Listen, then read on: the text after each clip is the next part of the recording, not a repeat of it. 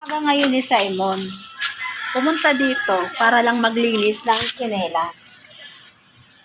Ang dumi kasi ng tsinelas niya. Bakit naisipan mong maglinis ng tsinelas? Wala po Ha? Bakit nga? Ano nga naisipan mo? Bakit ka naglinis ng paa ng tsinelas? Dumi.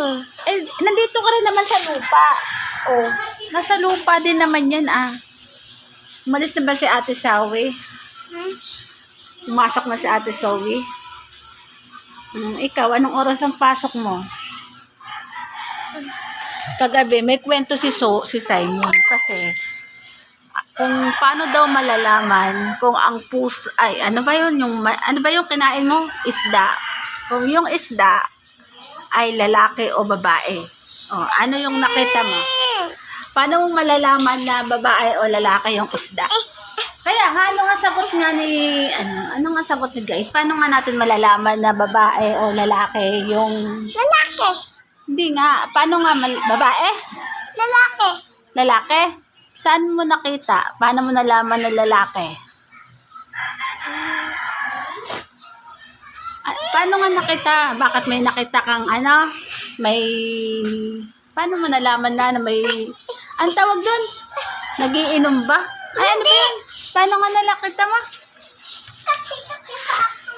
Bakit may langgam? Kasi, nagkukwento sa akin si Simon kagabi. Sabi niya, Mami, may kinis akong isda. Kinis daw niya kasi yung tilapia ay nakaganon daw.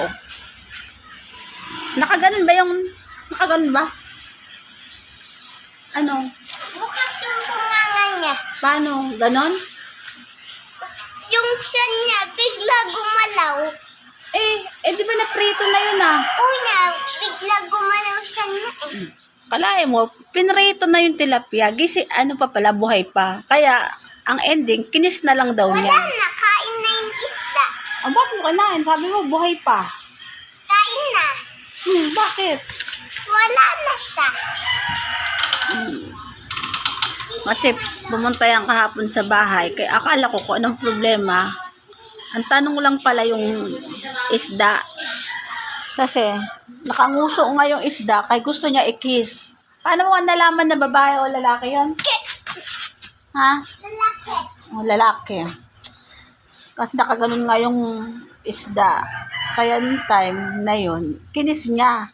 Pinirito niya kasi. Pinirito ni mama niya. Para daw malaman lang niya kung babae o lalaki. Nakaprito na. Nagalaw-galaw pa. Galaw pa.